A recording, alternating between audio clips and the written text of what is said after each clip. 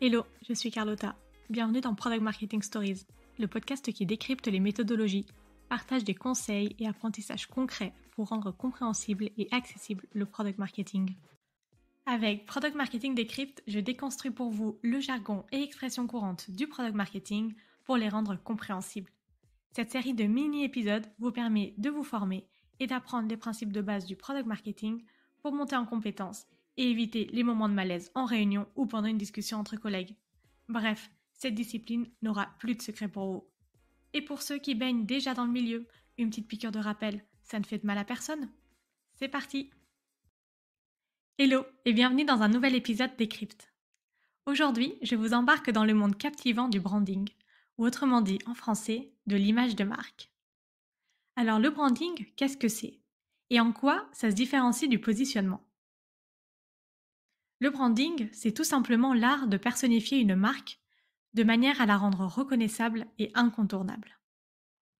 En fait, c'est ce qui définit l'identité de la marque et l'histoire que l'on va raconter. Cette identité est constituée de plusieurs choses. La tonalité de discours, la vision, la mission, les valeurs et la charte graphique. On va retrouver toutes ces informations dans un document qui s'appelle le Brand Book. Normalement, c'est l'équipe de communication qui s'occupe de ce sujet et qui peut être accompagnée par une agence de stratégie de marque. Mais attention, il ne faut pas sauter les étapes, car le prérequis à la définition d'un branding fort, c'est d'avoir en amont un positionnement clair et bien défini. Et oui, parce que le branding, c'est en fait l'expression émotionnelle du positionnement. C'est la manière dont on va lui donner vie. Ça revient à se poser la question, comment est-ce que vous voulez être perçu et quels sentiments vous voulez véhiculer. Donc pour avoir une image de marque consistante et impactante dans le temps, il faut être au clair sur son positionnement. Et quand je dis être au clair sur son positionnement, ça signifie être au clair sur les informations rationnelles et terre à terre qui concernent votre produit. Qui êtes-vous? Qu'est-ce que vous faites?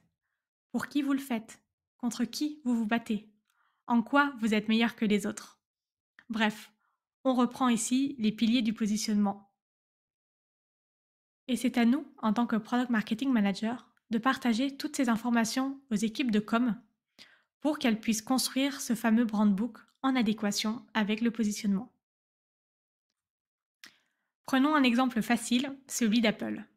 Leur branding est l'expression de leur positionnement.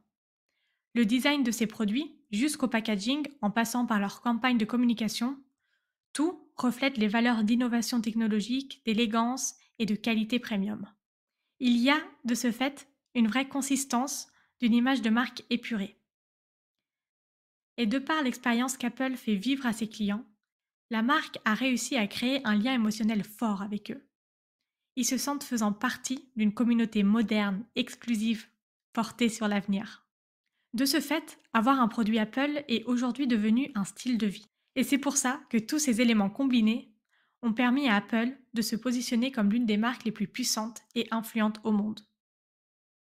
Vous l'aurez compris, le branding, c'est ce qui permet d'assurer la préférence de marque.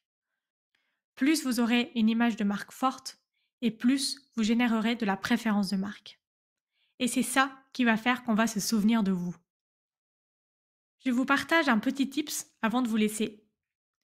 Une bonne manière de connaître votre image de marque du point de vue de vos clients, c'est de leur demander, via un questionnaire ou en appel, quels mots vous utiliseriez pour nous décrire. Je vous laisse méditer sur cette question pour terminer l'épisode et je vous dis à bientôt. Merci d'avoir écouté cet épisode jusqu'au bout. Si l'épisode t'a plu, n'hésite pas à le partager sur LinkedIn en me taguant. Tu peux aussi me soutenir en laissant un avis 5 étoiles sur Apple Podcast et me laisser un commentaire. Ton aide est précieuse pour m'aider à faire connaître Product Marketing Stories et aussi m'encourager à créer davantage de contenu. Alors merci